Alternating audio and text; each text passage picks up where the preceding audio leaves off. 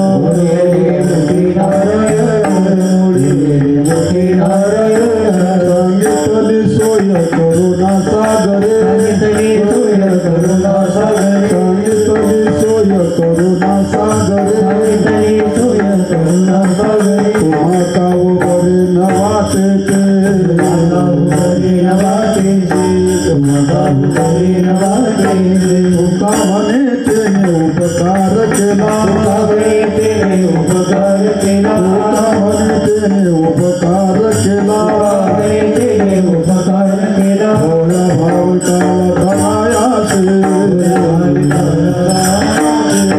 भाविकाला दयासे होय सर्व गंगर सुखाने होय सर्व संसार सुखाने होय सर्व गंगर सुखाने होय सर्व संसार सुखाने लगे दुःखाचा रेष काय लगे दुःखाचा रेष काय लगे दुःखाचा रेष काय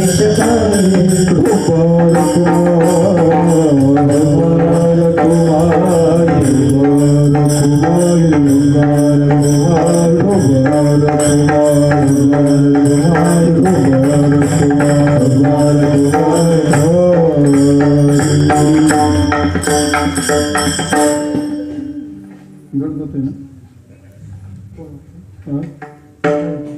आवाज मोठा आहे तो जड जाते इथे रिप्लेस नाहीत त्याचं तोंड माझ्याकडे जरा हरिओम हरी बरं आहे बोला संसाराने एक सुख आहे संसाराने एक सुख आहे संसाराने एक सुख आहे संसाराने एक सुख आहे आठवावे पाय विठोबाचे आठवावे पाय विठोबाचे होय सर्व संसार सुखाचा होय सर्व संसार सुखाचा आठवावे पाय विठोबाचे आठवावे पाय विठोबाचे होय सर्व संसार सुखाचा होय सर्व संसार सुखाचा लगे दुःखाचा लेश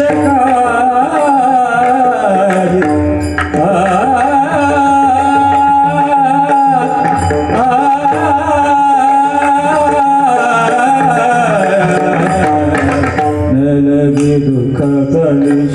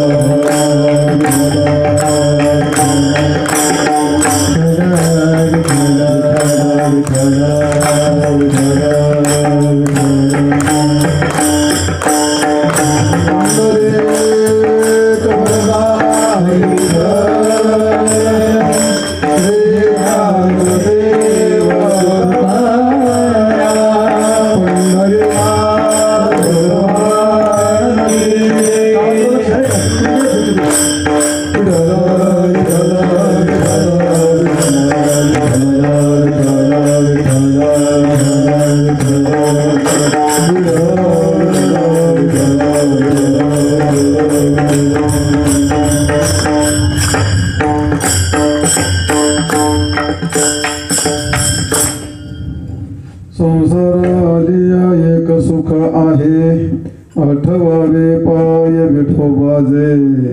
येणे होय सर्व संसार सुखाचा, न लगे दुःखाचा लेश काही. घेतील तयासे सोपे आहे सुख, बोलेले मुखे नारायण. सांगितले सोय करुणा सागरे, तुम्हा काओ बरे न वाटे ते. तुका म्हणे तेने उपकार केला, भोळ्या भाविकाला तराया. येणे होय सर्व संसार सुखाचा, न लगे दुःखाचा लेश काही. कर्पूर गौरम करुणावतारम, संसार सारम भुजगेंद्र. सदा वसंतं हृदयारविंदे, भवं भवानी सहितं नमामि. येणे होय सर्व संसारालिया एक सुख आहे, आठवावे पाय विठोबाजे. येणे होय सर्व संसार सुखाचा, न लगे दुःखाचा लेश काही. प्रस्तुत श्री करता घेतलेला अभंग संत श्रेष्ठ वैराग्यभूती जगद्वंद्य जगद्गुरु श्री संत तुकाराम महाराज यांचा हा 5 चरणाचा भगवत भक्तीपासून होणारं जे सुख आहे ते सुख एक आहे आणि नित्य आहे. हे सुख मानवी शरीराला आलेल्या जीवाने प्रत्येकाने हे सुख प्राप्त करून घ्यावं असा तुकोबारायांचा उपदेश आहे. उपदेश म्हणजे काय, उपदेश कोण करू शकतो, उपदेशाचा प्रकार काय असतो हे पहिल्या कीर्तनामध्ये झालं. उपदेश कोणाला केला जातो, देवाला की दानवाला की मानवाला, जीवाला की पशु पक्ष्यांना, याच्यात व्याप्ती अव्याप्ती हे पहिल्या कीर्तनात सांगितलं. कालच्या कीर्तनामध्ये संसार शब्दाचा अर्थ काय असतो, आलिया संसारात संसार म्हणजे नेमकं काय असतो, रात्री त्याचं भरपूर चिंतन झालं. तात्पर्य संसार शब्दाचा अर्थ आहे या ठिकाणी नर शरीर, जन्म मृत्यू आणि वासना. न्यायिक शास्त्राच्या दृष्टीने मिथ्या ज्ञानरूप काय, मिथ्या ज्ञानजन्य स्वरूप वासना असं न्यायशास्त्राच्या दृष्टीने वासनेला संसार म्हटलंय, जन्ममृत्यूला संसार म्हटलंय आणि नरदेहाला संसार असं म्हटलेलं आहे. रात्री याच्या व्याख्या भरपूर झालेल्या आहेत. नरदेहाचं काय महत्व असतं, नरदेह पाहिला तर अत्यंत वाईट आणि पाहिला तर अत्यंत गोमटा. नाथ महाराज सांगतात, अरे किती गोमटा असला, किती ओखटा असला तर त्याचा वापर कसा करायचा याचं चिंतन तुम्हाला रात्री सांगितलेलं आहे. या शरीरासारखी वाईट गोष्ट या भूतलावरती कुठं नाही आणि या शरीरासारखी गोमटी गोष्ट या भूतलावर दुसरी कुठं नाही. ही खूप चांगली का आणि ही वाईट का. नाथ महाराज म्हणतात, या ठिकाणी ओखटे म्हणून त्यागीशी तरी मोक्ष सुखाशी नागरीशी, आणि गोमटे म्हणून भोगसी तरी अवश्य जावे नरकाशी. जर गोमट म्हणून जर रात्रंदिवस त्याला भोगच दिला तर नरकाला जावं लागेल. आणि वाईट म्हणून जर टाकूनच दिलं, घेतली फाशी, काय नरते शरीर जाणारच आहे. मग मला काय त्याच्यातून तरी काय राहिले तर तुझं मोक्ष सुख वाया जाईल. आणि म्हणून त्यागावेना भोगावी, मध्यभागी विभागावी. आत्मसाधने राहावे, निज स्वार्थे हिता लागेनात महाराज म्हणतात. आणि म्हणून शरीराचा त्याग न तुकाराम असं होता, शरीर दुःख नेदावा भोग न करी त्याग, निधी सुख न करी त्याग. आणि तुका म्हणे वेग करी हरिभजनी. म्हणजे शरीर टाकू नये आणि शरीर भोगू नये, त्याला जगण्यापुरतं त्याला भोग द्यावं.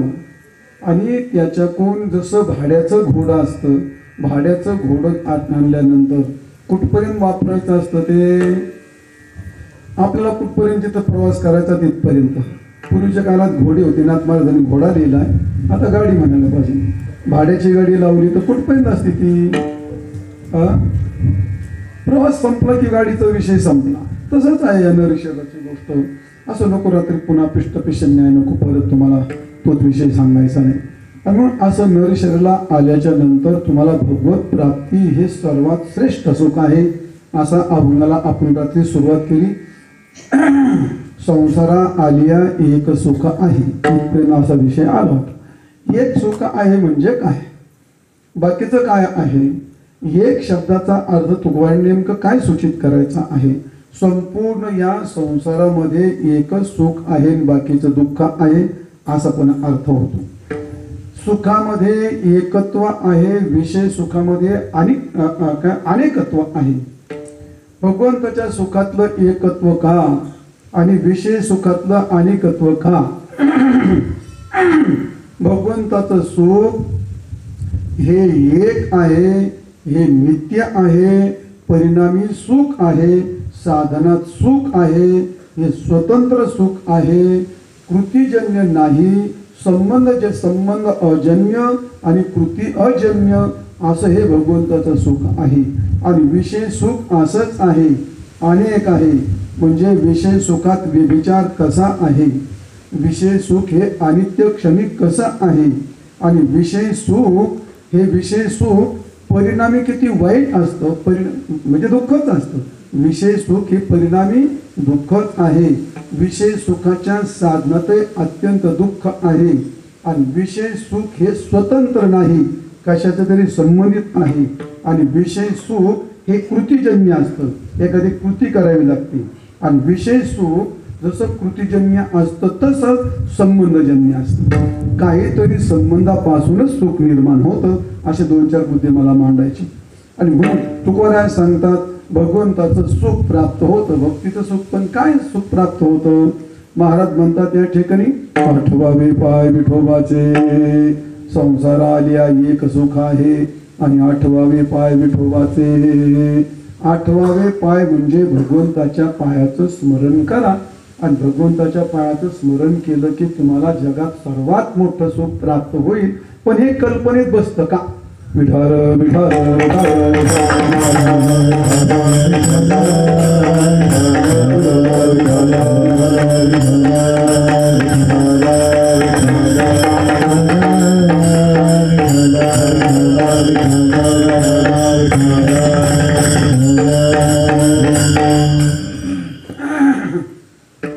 स्मृतीचा विषय हा सत्य असतो. ताकद का लावा लागली मला? स्मृतीचा आवाज वाढव थोडासा. स्मृतीचा विषय हा सत्य असतो, गोष्ट खरी आहे. स्मृती ही सत्य आहे, स्मृतीचा विषय सत्य आहे. पण व्यवहारात ती निरर्थक आहे. अनुभवामध्ये जी जी स्मृती झाली त्याचा उपयोग होऊ शकतो का? मग स्मृती खरी का खोटी? तुम्हाला लाडूची स्मृती झाली आणि लाडूचं स्मरण झालं, बुंदीचं स्मरण झालं का नाही? आता अशी एवढी असते, पिवळी असते, गोड असते, स्मरण झालं ना? डोळ्यापुढे लिखणे बुंदी, कीर्तन झालं, गप झोपा खाऊ नका मला. स्मरणाने पोट भरतं का? श्रीचं स्मरण झालं, शांती होती का? मुलाचं स्मरण झालं म्हणजे मुलगा प्राप्त होतो का? लाख रुपयाचं स्मरण झालं, लाख मिळतात का? अरे स्मरण झालं, हे स्मरण व्यर्थच आहे की नाही? स्मृतीचा विषय व्यर्थ ठरतो की नाही? आणि तुकाराम महाराज म्हणतात बेलाशी त्याच्या पायाचं स्मरण करा म्हणजे तुम्हाला सुख मिळेल. आणि मग हे व्यवहारातलं मिळतं का? असं कोणतं स्मरण केलं म्हणजे प्राप्त होत आहे? स्मरणात काय अर्थ आहे? नुसतं स्मरण केलं तर काय कधी पोट भरलं नाही? पंचपक्वाने स्मरण केलं म्हणजे काय पोट भरतंय? असं काय जगात कोणता विषय असा आहे की ज्याचं स्मरण झालं असताना त्याची प्राप्ती होते? असं काय होत नाही. कदाचित स्मरण झालं तर ते तळमळतं. आता एखाद्याचं लग्नच होत नाही, त्याला लग्नाचं स्मरण झालं. काय विषय मिळाला बाबा? आता काय विषय मिळाला? तर मी असतो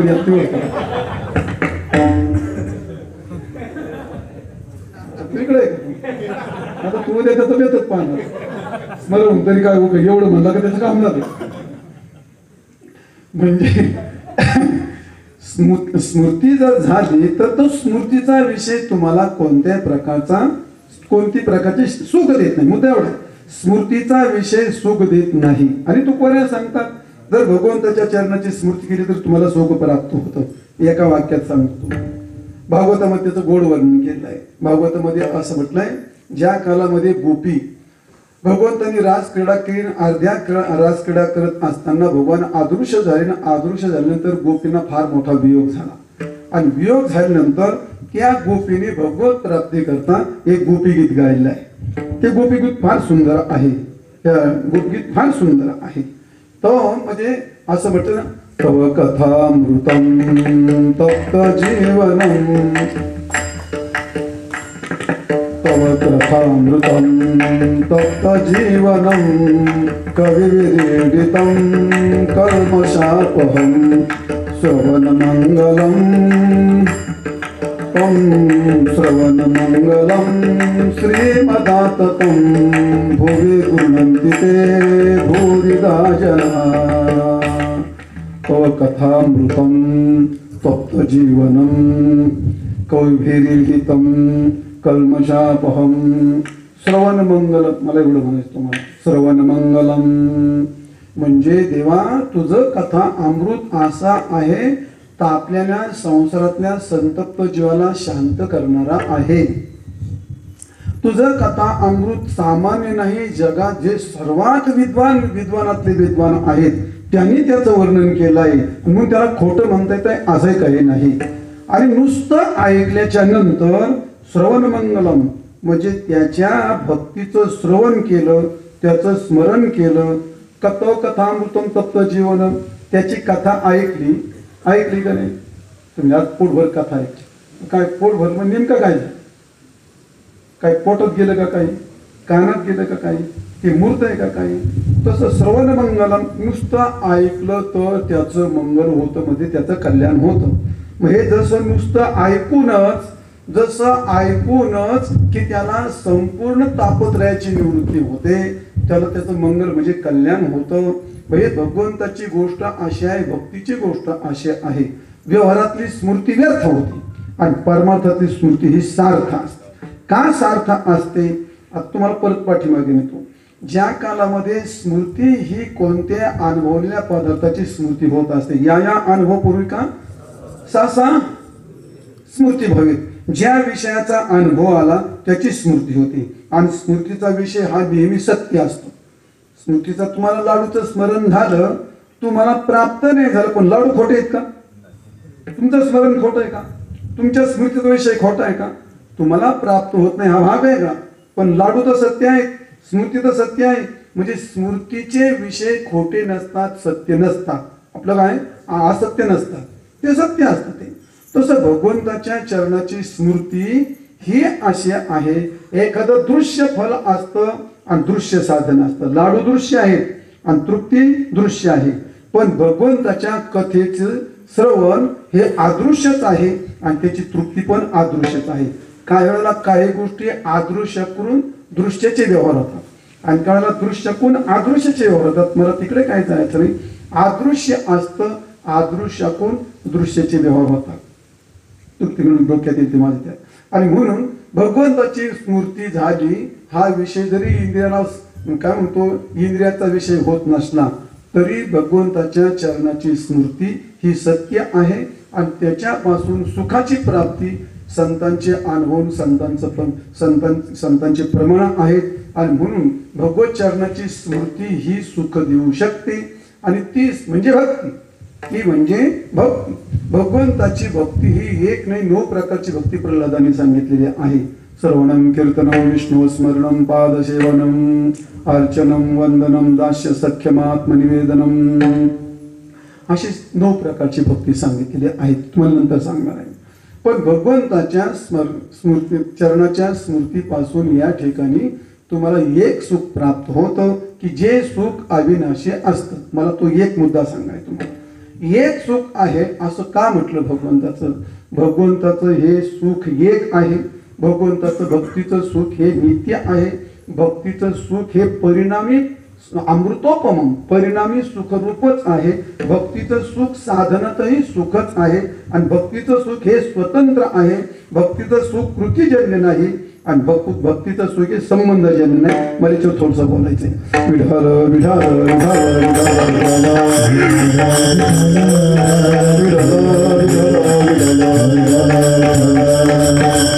भगवंताचं सुख एक आहे त्याच्यात दुसरी बाजू असे विषयातलं सुख एक नाही ते एक का नाही आणि भगवंताचं सुख एक का आहे ते एक का नाही हे एक का आहे प्रपंचातला कोणताही विषय घेतला तर आमक्या विषयापासून सुख घेतलं म्हणजे बाकीचे विषय नसतात असं आहे का असं काही नाही नामदेव महाराजांनी सांगितल्या पद्धतीप्रमाणे सुखाचे 4 विषय मांडले जगात जेवढे काही सुख असतात या 4 गोष्टीमध्ये ते आक्षिप्त असतात पहिली गोष्ट नामदेव महाराज म्हणतात या ठिकाणी काय धनदारा पुत्रजन बंधू सोयरे पेशोन पहिला आहे धन दुसरं आहे दारा तिसरं पुत्र आणि चौथं जन म्हणजे सत्ता जन म्हणजे मानपान मग या 4 एकच विषय एक आहे का विषय अनेक आहे अनेक विषयापासून होणारे सुख सुद्धा कसे आहेत हे अनेक आहे मग अनेकत्व या विषय सुखामध्ये अनेकत्व आहे का विषय सुखामध्ये अनेकत्व आहे या दृष्टीने भगवंताचं सुख मात्र एक आहे भगवंताचं सुख आता जशी तुम्हाला 9 प्रकारची भक्ती सांगितली श्रवण केलं कोणाचं कीर्तन केलं कोणाचं स्मरण केलं कोणाचं पूजन केलं कोणाचं अर्चन केलं कोणाचं आत्मनिवेदन केलं कोणाचंही मग विषय एक आहेत का विषय भिन्न आहेत तुम्हाला असं आहे का एक बायको केली का बायकोमध्ये धन मिळतं बायकोतून मुलगा मिळतो आणि बायकोत मान मिळतो का नाही आधी सलमी साहेब विचारायला गेला बायको केल्यावर मान मिळतो का नाही आपल्याला नाही सांगता येतं मग आपण कशाला सांगू ती गोष्ट असा जगात एक विषय तुमचा अनुभव सांगा की एका विषयामध्ये सगळे सुख प्राप्त होतात असं होऊ शकतं कारण जर झालं तर लग्न झाल्यानंतर जर मुलगा झालाच नाही तर माणसं खटाटोप करतील का नाही का हे का दारा मिळाली मग आता काय प्रश्न आहे मग दाराकरता खटपट करेल का ते नाही असं कधी घडत नाही मग जसं आपल्या जीवनामध्ये एक विषय मिळाला म्हणजे जगातल्या सगळ्या विषयाचे सुख प्राप्त होतात असं काही अनुभव येत पण भगवंताचं मात्र असं आहे जे तुम्ही कीर्तनातलं जे सुख आहे ते श्रवणातलं सुख आहे तेच कीर्तनातलं सुख आहे जे कीर्तनातलं सुख आहे ते स्मरणातलं सुख आहे ते अर्चनातलं सुख आहे जे भक्तीचे जे विषय आहेत ते सगळे विषय फक्त आणि फक्त भगवंताच्या संबंधित असल्यामुळे सर्वांचा विषय हा भक्तीचा एकच आहे भक्तीचा विषय भिन्न असतात तर कदाचित विषय सुखासाठी सुद्धा त्यात भिन्नता आली असते म्हणून विषय भक्तीचं सुख एकच आहे एकच आहे म्हणून तुकोबरा सांगतात आजोबावे पाय विठोबाचे हे आणि म्हणून संसारा आलिया एक सुख आहे संसारा आलिया एक सुख आहे संतांचे प्रमाण त्याला आहे का परमात्मा हा एक आहे आणि त्यामुळे त्याच्या भोवती जे काही संबंध येतात त्या कला तो चटका सारखाच असतो तुम्हाला अगदी साधं उदाहरण देतो मोठा लाल जरत असा विस्त्याचा गोळा समोर ठेवला म्हणजे आपल्या मराठी भाषेमध्ये त्याला काय म्हणतात ढेपसा म्हणा किंवा हिंगळ म्हणा, हे कोळसा म्हणा. कोळसा म्हणजे जळायला नाही, लाल जरत कोळसा. आणि मग त्या कोळशाला जर पहिली जीभ लावली तर गार लागत, आणि जर बोट लावलं तर गुदगुल्या होतात, आणि जर हात लावला तर असं होतंय काय. जीभ लावली तरी, आणि बोट लावलं तरी, आणि गाल लावलं तरी. का? विषय बदलले तर ती वस्तू एक आहे ना, त्या वस्तूचे तुमचे इंद्रिय बदललेत, तुमचे इंद्रिय बदललेत, पण वस्तूच आहे, संबंधच आहे. वस्तूच आहे, संबंधच आहे. आणि अशा संबंधात होणाऱ्या वेदना सुद्धा जीवत्व पण एकच आहे. मग असं असताना सुद्धा जसा विस्तू एकच आहे आणि चटका सारखाच आहे, तसं भगवान हा एक आहे.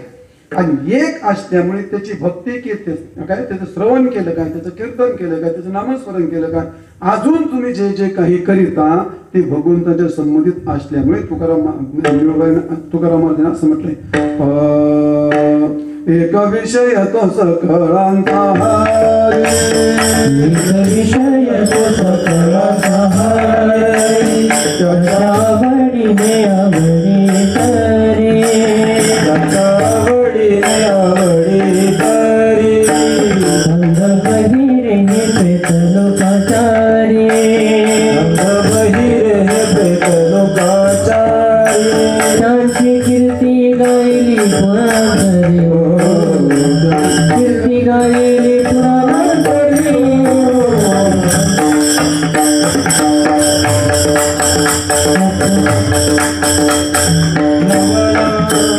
त्यांची कीर्ती गायली पुराणतरी हो, त्यांची कीर्ती गायली पुराणतरी हो. आपणात करीते नवल, आपणात करीते नवल. एक विषय तो सकळांचा हरी, त्याच्या आवडीने इतर आवडी, त्याच्या आवडीने इतर आवडी, म्हणजे त्याच्या आवडीने इतर आवडी आहेत. म्हणजे भगवान हा एकच आहे आणि एकच विषय असल्यामुळे भगवंताचं सुख आहे हे एक सुख आहे. बाकी इतर विषयातले सुख हे एक सुख असत नाही. आणि म्हणून विषय एकच तो तुम्हाला हे सांगतो. संसारालिया एक सुख आहे. जसं भक्तीचं एक सुख आहे भगवंताचं, दुसरी गोष्ट ते नित्य सुख आहे. ते कधीही नाश पावत नाही आणि विशेष सुख कधीही टिकत नाही. भक्तीचं सुख हे कधी नाश पावत नाही आणि विषयातलं सुख हे कधी टिकत नाही. का टिकत नाही, कसं टिकत नाही याच्याकरता अनुभव आहेत, संतांचे प्रमाण आहे. कोणत्याही विषयाचं सुख किती काल असतं, किती काल असतं. एखाद्या माणसाला पैसा पैसा पैसा, एखाद्या माणसाला मुलगा मुलगा मुलगा, एखाद्या माणसाला सत्ता सत्ता सत्ता. किती टिकत आहे पैशाचं? जास्त लवकर लक्षात येतं पैशाची गोष्ट माणसाला. पैसा सगळ्याला फार प्रिय असतो. टिकणार आहे का ते सुख? त्यात आहे का? पहिली गोष्ट ते सुख देऊ शकतं का? त्याच्यात आहे का? आणि जरी तुम्हाला वाटलं तर ते टिकणार आहे का? ते नाही टिकणार आहे. एखाद्या माणसाला पैसा खूप प्रिय असतो, पैसा पैसा पैसा. मग त्याला असं नाही, तुला किती पैसे पाहिजे, हे सगळे पैसे देतो. त्याच्या पुढे असा डोक्यावडा ठेक घातला लाल नोटाचा, आणि त्याला सांगितलं तुला जेवढे मोजायचे तेवढे मोज, आणि तुलाच घे, परत देऊ पण नको, आम्ही तुला विचारणार पण नाही. फक्त आमची एकच आट आहे, तू जेव्हा एकदा मोजायला लागशील तेव्हा झोपायचं नाही, लघवी करायची नाही, संडास करायची नाही, आणि उठायचं पण नाही. एक काठी घेऊन तिथं उभं राहायचं. उठला का डोक्यात ठोक, हा म्हणजे तर बंदूक घ्यायची. उठला का गोळी. तुला जेवढे पाहिजे तेवढे मोजून घे. तुला पाहिजेत का? एवढा वाळून दिलं का गेला तिकडं?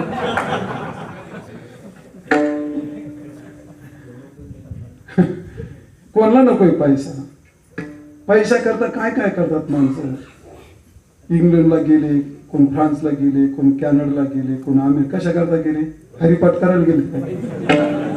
कशा करता ते जाऊन काय करते रे? तुला कुठं जायचं आता? जायचं असेल ना तुला. आता काय नाही जात, कीर्तन ऐकलं नाही जायचं. काय करतात काय माणसं परदेशात जाऊन काय कर पैसाच ना आहे का त्यांच्याजवळ तिकडे पोट भरण्यापेक्षा काय करता होती माणसं कुत्र्यासारखं पोटच भर का दुसरं काय करतात इथं सगळी उपाशी मारायला लागली जाऊ तुम्हाला विषय नाही विचारायचा तुमचं कोणी गेलं असले परदेशात जायला काय हलकट मावशी गेलं नाही जायला याला नाही जात दुसऱ्याचं काय सहन नाही असं ते जाऊन मुद्दा तो नाही पैसा हा सुखाचा आश्रय होऊ शकत नाही मुद्दा असा आहे पैसा हा सुखाचा आश्रय होऊ शकत नाही आणि तुम्ही त्याला कितीही जपलं तर तो तुमच्याजवळ राहणार आणि म्हणून पैसा हा तुम्हाला ज्या काळात हे पैशापासून सुख होतं पहिली हीच कल्पना अतिशय चुकीची कल्पना आहे का पैशाच्या आश्रित सुख आहे अशी कल्पना संभवत नाही ती एक जड वस्तू असते आणि जड वस्तूच्या आश्रित सुख राहत नसतं तुम्ही असा विचार करा ज्या काळामध्ये पैसा खूप पैसा गोळा केला पैसा वेळ शांत होतोय का त्याचं नाही होत ते समाधान होतंय का कधी आज कधी होत नाही मग पैशाची गोष्ट अशी आहे की जी गोष्ट मिळत असताना अत्यंत दुःख मिळाल्यानंतर अत्यंत दुःख आणि नष्ट झाल्यानंतर फारच दुःख अशा गमतीची गोष्ट आहे ती नाथमाला म्हणला एवं कष्टे जोडिले धन आणि ते महादुःखाचे जन्मस्थान कष्टाने जोडलेलं धन ते महादुःखाचं जन्मस्थान म्हणजे त्यामध्ये एवढं काही दुःख दडलंय की त्याची कल्पना पण करता येणार नाही एवढं दुःख दडलं त्या पैशामुळे ते म्हणजे महादुःखाचे जन्मस्थान असा प्रकार आहे आणि काय कष्टे जोडिले अधिष्ठान नाथमार्गाने असं म्हटले पैसा हा किंवा पंचदशात असा एक श्लोक आहे अर्थानाम जनन दुःखम अर्जितानांचे रक्षणम आये दुःखम वे दुःखम धिगत क्लेशकारिणः पैशाची गोष्ट आहे महाराज लोकांच्या डोक्यात एवढा पैसा पैसा पैसा पैसा पैसा काय ब्रह्म आहे का पैसा काय गुरुर बांधून घेतो का पैसा काय तुझ्या काही संबंधात जोडलेला आहे आणि जड वस्तू असते गरजेपुरती लागते पैशापासून होणारी अडचण पैशाने येणारी अडचण पैशापासून दूर होते का पैशाने दुसरं काय होतं पैशाने काय होऊ शकतं का एखादा श्रीमंत मनुष्य घडगंज श्रीमंती आहे मोठं शिक्षण आहे मोठा मान आहे सगळं आहे पत्नी खूप चांगली आहे पण त्याला मुलगाच नव्हता आणि मग त्यांनी लाखो कोटी रुपयाचा ढीग घातला तर त्याला मुलगा होईल का असं होऊ शकतं का पैशावर मुलगा मिळू शकतो का मग आता मुद्दा सांगायचा पैशाने येणारी अडचण पैसा दूर करील पण मुलगा नाही हे दुःख दूर करण्याकरता पैशात उपयोग होऊ शकतो का पैशात उपयोग होईल का पैसा कुचकामी ठरतो तिथं अशी किती उदाहरण तुम्हाला सांगते असे कितीतरी उदाहरणं असे आहेत आणि म्हणून पैसे सगळं दुःख दूर करतात असं नाही मुद्दा सांगायचा तुम्हाला पैसा म्हणजे अर्थानाम अर्जन दुःख म्हणजे पैसा मिळत असताना अत्यंत कष्ट होता पैसा सहजासहजी मिळतो का कोणाला पैसा प्रत्येक माणसाचं तेवढं रक्त आटून घेतो महाराज त्याशिवाय पैसा कोणालाच मिळत नाही कॉन्ट्रॅक्टदारालाही मिळत नाही नोकरीवाल्यालाही मिळत नाही वकिलालाही मिळत नाही डॉक्टरलाही मिळत नाही आणि हरिभक्त पर्यंत सुद्धा आमचा जीव घेतात लोक महाराज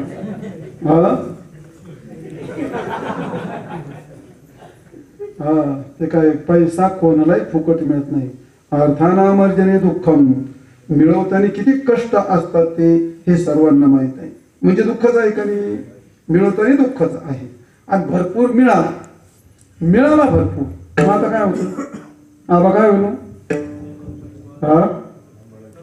अहो तुम्हाला गंमत सांगू का तुम्हाला मी एकदा परभणीला कार्यक्रमाला गेलो माझ्याकडे आंबेशिटर गाडी होती हवा असं एवढंच असं ते ह्या दारातून गाडी घुसली माझी आंबेशिटर आतमध्ये ह्या चौकातून असा गरका मारून इथं आम्ही उभी केली असंच होतं ते मोठा भरता वाढत आता काही साधा पैशाला असेल का तो माणूस नाही मग आता कीर्तन त्याला चाचा म्हणतात कोणती माणूस मग आलं मग असं मोठा जोता राहतं ते असं आतमध्ये प्रवेश करायचा दगडीच होतं बरं मला जुमेरला जेवायचं म्हणून ते मला दूध घेतलं झोपलो आम्ही रात्री 12 वाजता मी या ज्योतीवर झोपलो आणि ते त्या ज्योतीवर झोपलं ते आणि ते दार लावलं ते मोठं दार आणि लावल्यानंतर त्याच्या पाठीमागे असे डबे रचले एकोर एक मला वाटलं काय करतो माणूस डबे का रचित म्हणलं अहो हे डबे काय आला म्हणलं महाराज आमच्याकडे पैशाचा वास ना रात्री लई भीती असते बघा झोपच नाही कोण कधी दरोडा घाली आणि कोण मारून टाकी याचा भरोसाच नाही आता माझ्या डोक्यात म्हणजे तेच काही चोर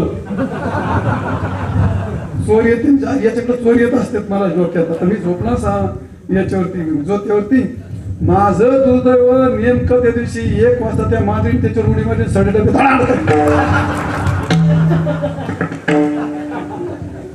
हे डबे वाजले ना मी ती बळकड घेतली का बघला मी लाल येतो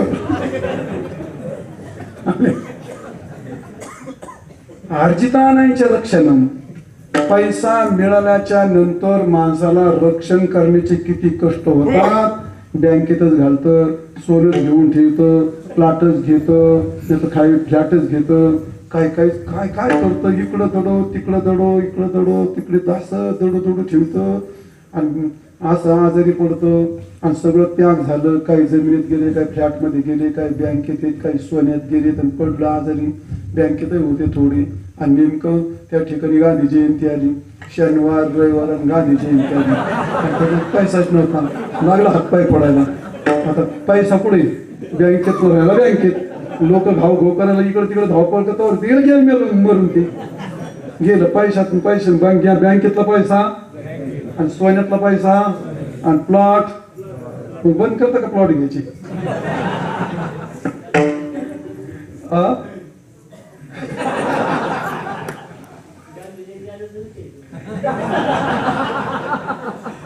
ते उदाहरण असतं ते नाही तात्पर्य 3 दिवस जर बँकेला सुट्टी असते तर काय करतो मनुष्य मुद्दा असा आहे म्हणजे जसं कशा करायचं तुम्हाला आजही दुःख मिळवताना खूप कष्ट असतात आणि मिळाल्याच्या नंतर ज्यांच्याकडे खूप पैसा आहे आपण ते तुमचा म्हणून काय ते त्या गाड्याला तिने काम बिम नाही दिलं तिने ते पती मारून टाकली ती गोष्ट काय पैसा दुसरं काय होतं मध्ये पैसाच आहे काही माय लेकरचं कोण बिघडतो पती पत्नीमध्ये विकल्प कोण निर्माण करतो आई माय लेकरामध्ये अविश्वास कोण निर्माण करतो भांडणं कोण निर्माण करतो कोण पैसाच निर्माण करतो मग आता हे काय सुखाची गोष्ट आहे काही सुखाची गोष्ट हे दुःखाचीच गोष्ट आहे ही सगळी दुःखाचीच गोष्ट आहे म्हणजे मिळवताना अत्यंत कष्ट मिळाल्याच्या नंतर संरक्षणाचे कष्ट आणि जर कदाचित काही जर त्याचा उलटा डाव पाडला कारण नगरमध्ये आमच्याकडे एक प्रकार झाला होता तो असा तिचं नाव घेऊन मी नाही सांगतो तुम्हाला डोकणी पाटलाला माहिती डोकणी साहेबाला माहिती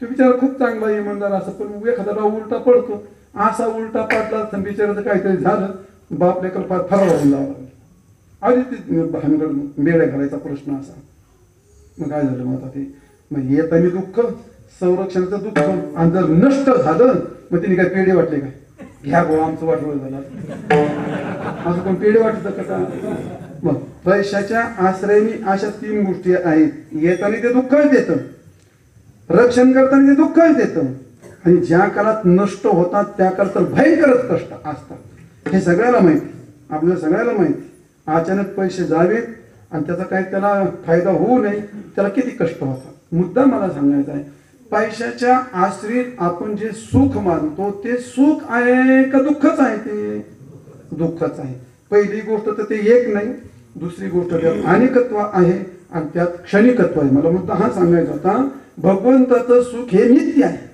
भक्तीचं सुख हे नित्य आहे भक्तीचं सुख कधी देशाने नष्ट होतं का ते कालाने नष्ट होतं का ते व्यक्तीने नष्ट होतं का ते नाही तुम्ही आता इथं नामस्मरण करायला तुम्हाला जो आनंद मिळेल तोच आनंद घरी पण मिळतो आता इथे कीर्तन चाललंय हे जो आनंद मिळतो तो घरी पण मिळतो की आपल्या गावात पण मिळतो पंढरपुरात पण मिळतो मग देशाचा भेद होतो का याच्यामध्ये देशात काय भेद नाही कालाचा भेद होतो काय थंडीच्या काळात कीर्तन केलं म्हणजे मग लय चांगलं गोड लागत उन्हाळ्यात केलं का लय वाकडे होते असं आहे का काय ते कालाने काय भेद होत नाही त्याच्यामध्ये देशाने भेद नाही काळाने भेद नाही व्यक्तीने भेद होतो का नाही असं काय जी कोणती व्यक्ती असली तर ती सुखदायी त्याला सुखच देते म्हणजे भक्तीच्या सुखामध्ये जसं काय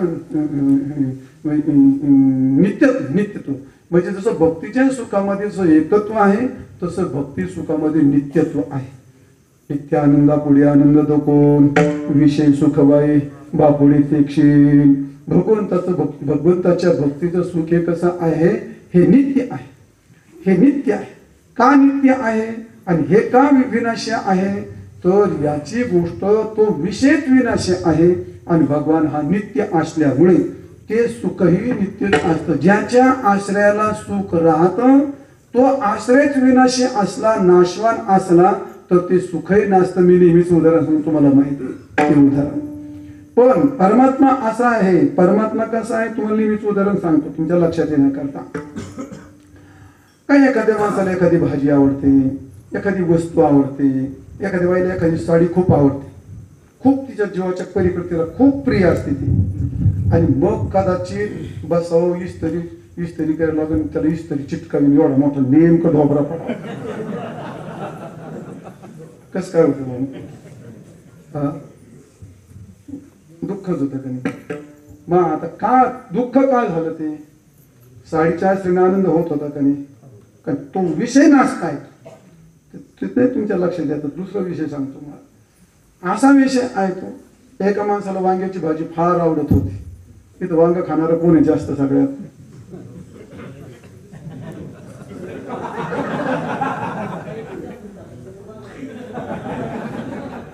वांग्याची त्याला एवढी चटक, महाराज त्याने बाजारात गेले, वांगे आणले, आणि वांगे आणल्याच्या नंतर पत्नी अशी सुगरण त्याची मसालेदार वांग केलं, अतिशय स्वादिष्ट केलं. मग त्याने 2 वांगे खाल्ले, 3 खाल्ले, 4 खाल्ले. तो ना वांग फार चांगलं झालंय, आता तू फ्रीजमध्ये घालून ठेव. फ्रीजमध्ये घातलं. दुपारी पण तुम्ही 2-3 खाल्ले, संध्याकाळी 4-2 खाल्ले, आणि तो म्हणला आता उरले ना असंच फ्रीजमध्ये, उद्या सकाळी खाय. मग तिने उद्या सकाळी त्या बाईने वाढलं वांग खायला लागला. वांग कळते ना तुम्हाला, नाही तर माझंच वांग वाजायचं. मी काय सांगतो, हे मिळच नाही लागायचं बरं. असं बरेच वेळा होतं ना, असं बरेच वेळा होतं ते. असं एकदा मी सांगत होतो, मानव शरीर किती महत्वाचं असतं, मानव शरीर किती त्याचं महत्व असतं. आमच्या गावातच सांगत होतो, डुकरीला 12-15 पिल्लं झाले तर त्याचं काय महत्व आहे का. एक मला उद्देशी म्हणला, का म्हणला कीर्तना डुकर काय राहिले म्हणला तुम्ही. आणि हे काही कीर्तना सांग, डुकर देवा धर्माचं सांगा काय, हे डुकराला पिल्लं झाले हेच कीर्तना सांगत का तुम्ही. माझं काय उदाहरण कशा करता दिलं जाते, उदाहरण कळत नाही म्हणजे काय विषय झाला. जाऊ द्या, काय सांगत होतो तुम्हाला.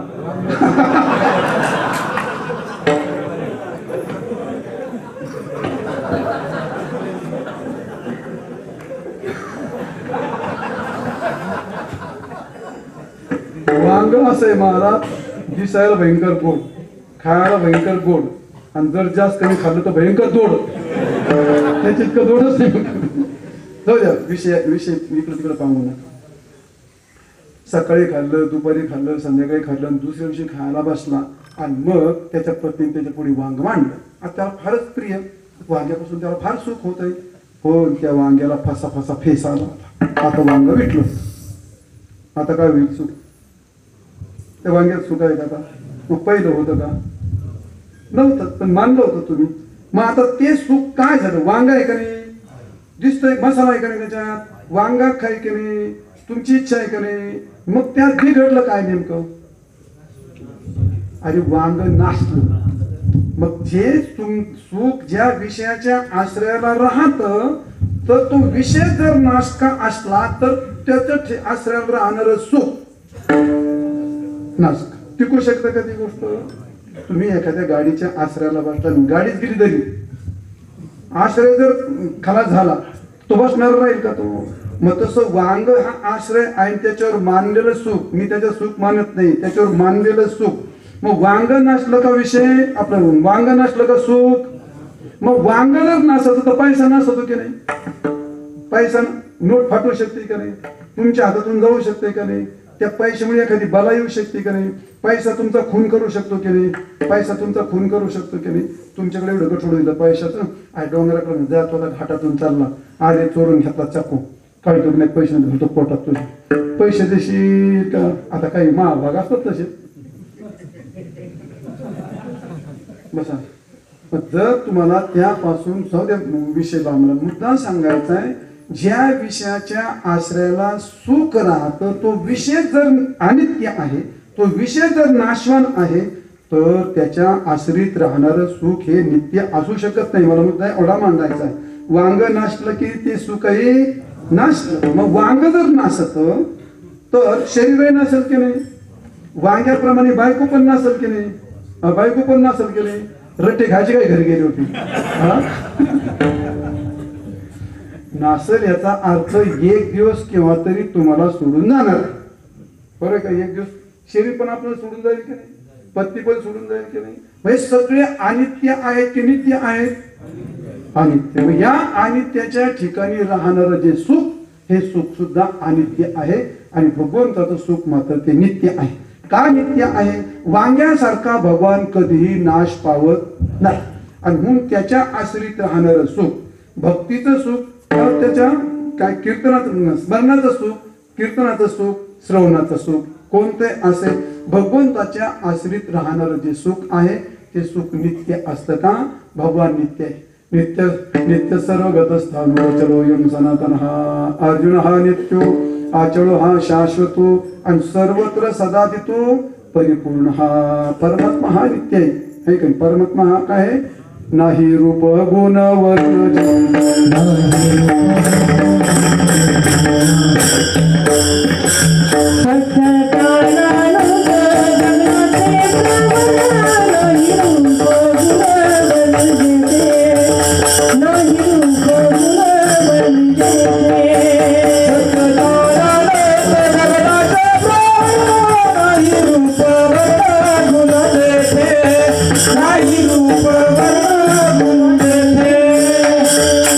सत्यज्ञानंत गगनाचे प्रावरण.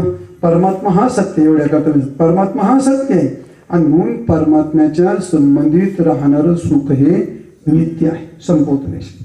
परमात्मा एक आहे, विषय अनेक आहे आणि परमात्मा एक आहे म्हणून भगवंताच्या संबंधित सुखाला काय आहे? एकत्व आहे.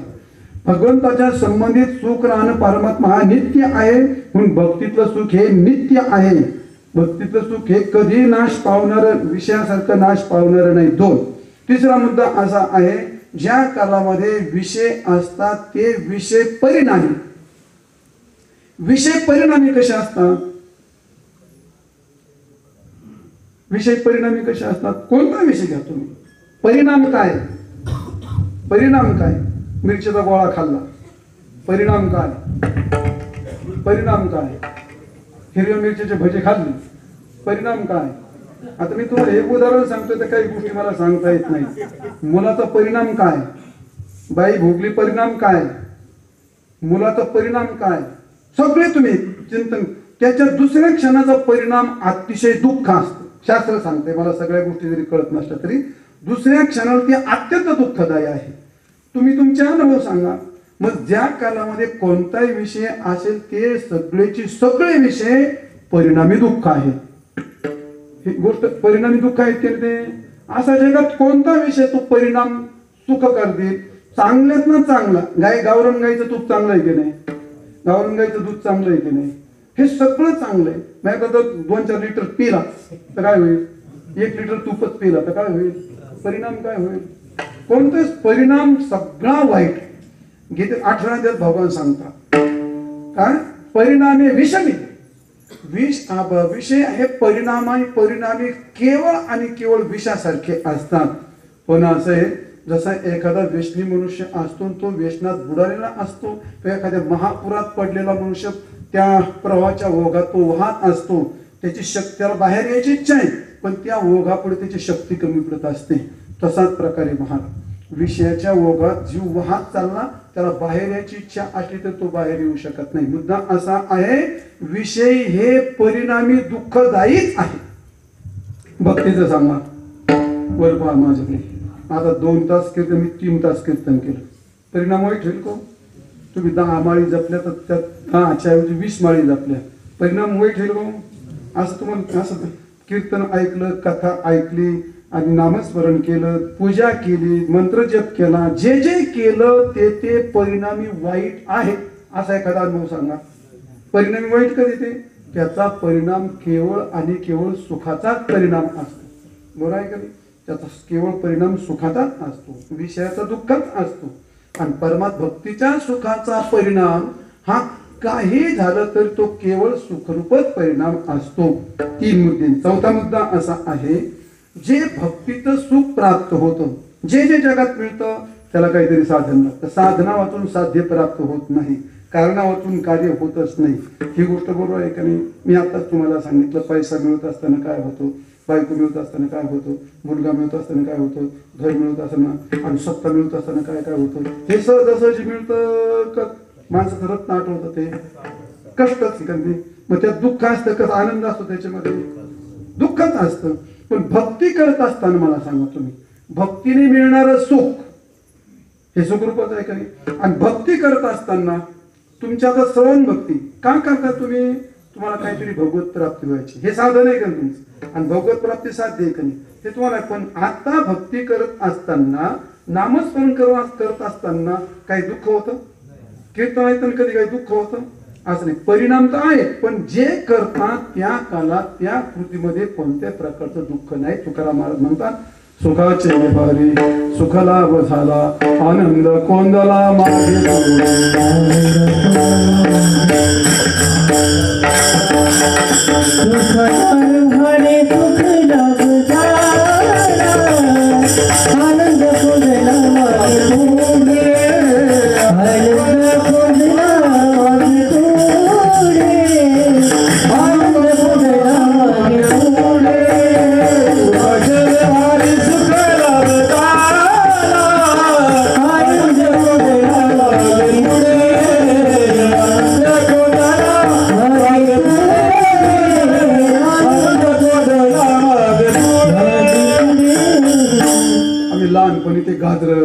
गाजर आमच्या काळात गाजर फार राहायचे. म्हणजे गाजरच होते, खायला गाजर, कळायला गाजर होते. माणसं काहीच कळत नव्हतं, लई एडमट माणसं. पूर्वीच्या काळामध्ये एवढी एडमट, काय सांगा हनुमंतपुरात तूही माझ्या बरोबर असेल. लई एडमट माणसं, 15-15, 20-20 वर्षाचे ठोली आम्ही झाले. काहीच कळायचं नाही. आमदार कशामध्ये ते माहीतच नव्हतं आम्हाला. कलेक्टर कळायचं नाही, आमदार कळायचं नाही, दिल्ली काय नाही माहीत. एकच काय, गायाकडे काठी घ्यायची, भाकरी बांधायच्या, विटी दाम, बस तेवढंच कळायचं पूर्वीच्या काळात. मग ते गाजर होते त्या काळात. मग ते गाजर काय करायचं आहे माहिती का? ते गाजर खायचे ना, मग पोर होते. मग ते गाजर फाटवायचे असे, आणि फाटते असे 2 चिपळ्या करायच्या असे, आणि चिपळ्या करायच्या असे दाबून धरायचे, आणि तोंडाला असे फोकायचे, पुंग अशी पुंगी वाजायची. गाजराची गाजराची पुंगी वाजायची. मग वाजणारं कोणी? गाजर. आणि खायचं ठरलं तर खाता येते का नाही? मग वाजतही ही आणि खायचं सुद्धा. आता बाकी त्याची प्लास्टिकची शिट्टी घेतली तर वाजती ही आणि खायची ही जबर का ते? आता पण साखरेची जर केली तर साखर वाजवायला चिट्टी आणि खायला सुद्धा. मग तसं भक्तीची गोष्ट आहे. भक्ती ही करत असताना सुखदायी आणि तिचा परिणामही सुखदायी, आणि जे साध्य प्राप्त व्हायचं ते पण सुखदायी असतं. असं म्हणून साधनात, भक्तीच्या साधनात भक्ती ही साध्य रूपात असते.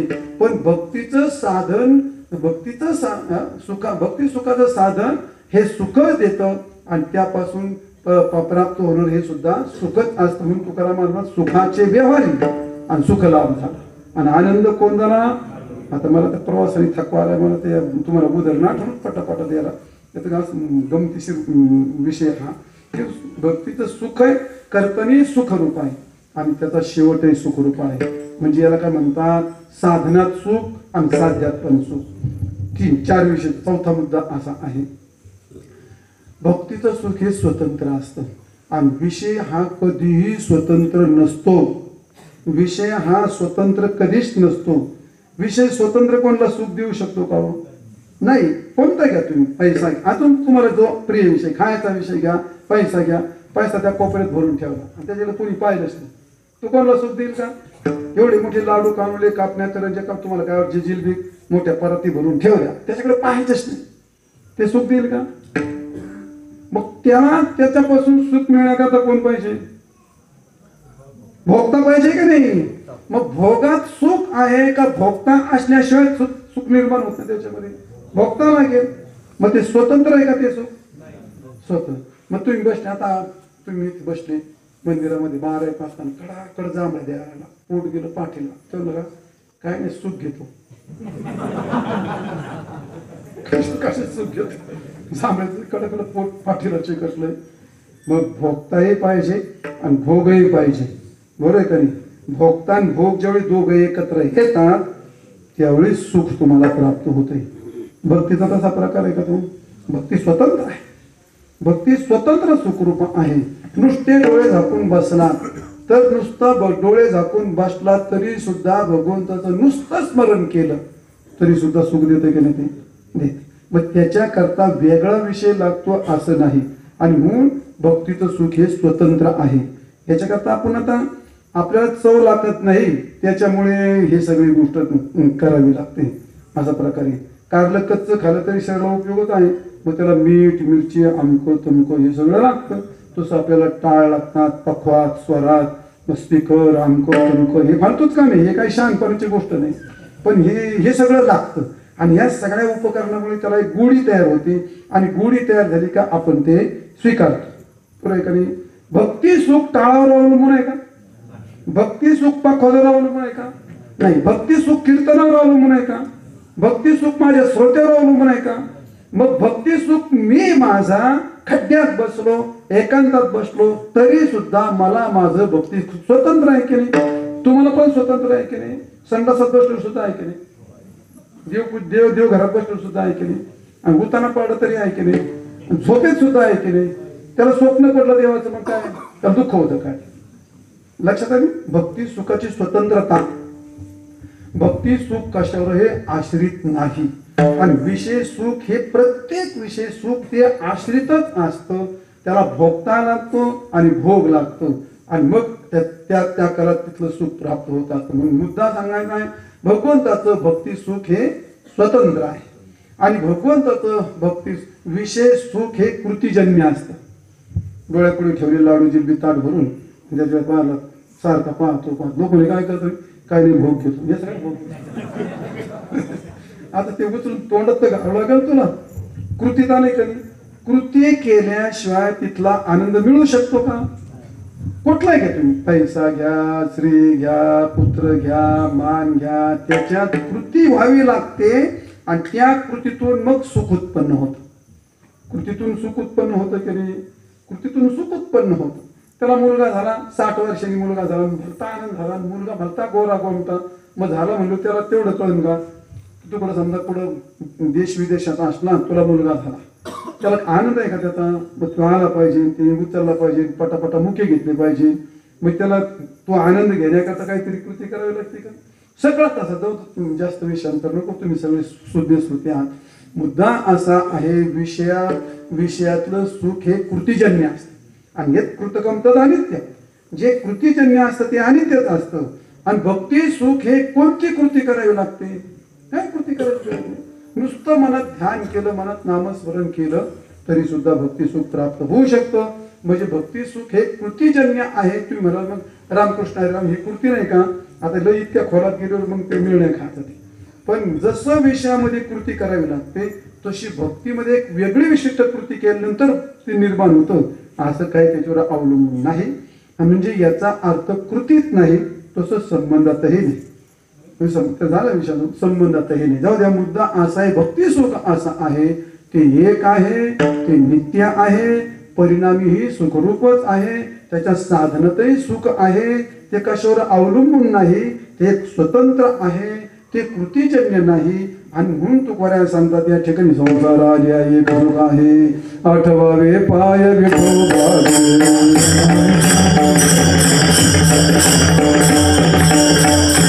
गोपाल कुमार गोपाल कुमार गोपाल कुमार गोपाल कुमार गोपाल